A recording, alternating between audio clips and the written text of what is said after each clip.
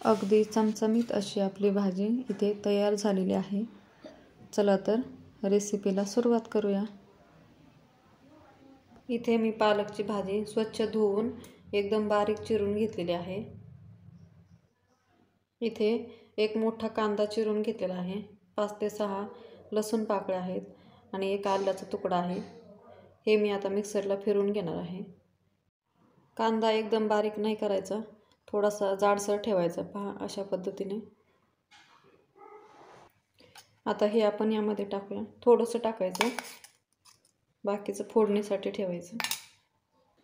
अर्धा चमचा जिरे पावडर, थोडीशी हिरवी मिरचीची पेस्ट आहे, मीठ चवीनुसार, बेसन पीठ आहे, बेसन पीठ लागेल तसं टाकून घ्यायचं। 3 चमचे मी यामध्ये बेसन पीठ टाकलेलं आहे।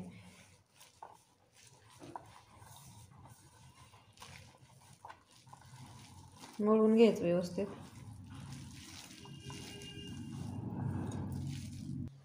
आणखी थोडंसं टाकते बेसन पीठ यामध्ये, मी थोडंसं टाकते। पीठ मळून झालेलं आहे। आता असे याचे छोटे छोटे असे गोळे करून घ्यायचे हलक्या हाताने।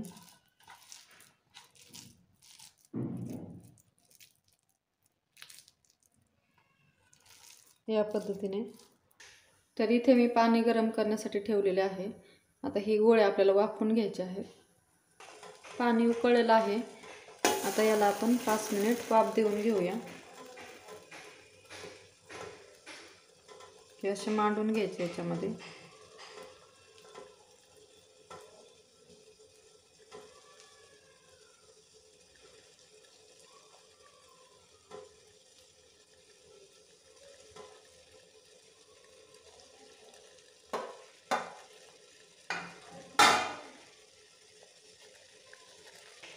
यावरती झाकण मांडूया।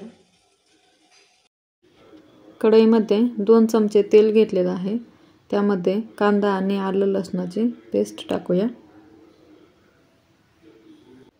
कांद्याची पेस्ट व्यवस्थित हलवून घ्यायची। इथे मी मोठे 2 टोमॅटो बारीक चिरून घेतलेले आहेत। मला इथे टोमॅटोची प्युरी टाकायची होती, परंतु लाईट नसल्यामुळे मी बारीक चिरून टाकले आहे। तुम्ही प्युरी करून टाकू शकता किंवा असेच चिरून टाकले तरी सुद्धा चालतील। टोमॅटोला व्यवस्थित पाणी सुटेपर्यंत परतून घ्यायचं। टोमॅटोला व्यवस्थित पाणी सुटलेलं आहे, यामध्ये टाकूया थोडीशी हिरवी मिरची पेस्ट आहे, अर्धा चमचा जिरे पावडर, अर्धा चमचा काळा मसाला, थोडंसं लाल तिखट, थोडीशी हळद। आता हे आपण व्यवस्थित परतून घेऊया। व्यवस्थित परतलेलं आहे। यामध्ये मी अर्ध्या ग्लासपेक्षा थोडंसं जास्त पाणी टाकलेलं आहे।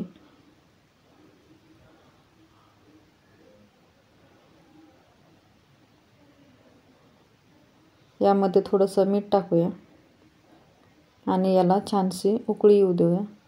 यामध्ये मी थोडेसे काश्मीरी लाल मिरची पावडर टाकले आहे, रंग येण्यासाठी। तुम्हाला जर नसेल टाकायचं तर नाही टाकलं तरी सुद्धा चालेल। 5 मिनिट झालेले आहेत। आपण जे भाजीचे गोळे केले होते त्यांना व्यवस्थित वाफ बसलेले आहे, पहा एकदम मस्त अशी वाफ बसली, खाली अजिबात चिकटलेले नाही इथं। हे आता आपण या भाजीमध्ये सोडून घेऊया।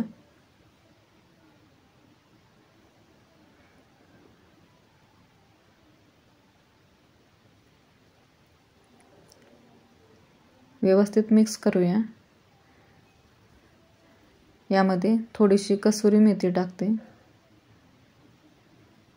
आणि हे आता आपण 2 मिनिट हे असंच ठेवूया।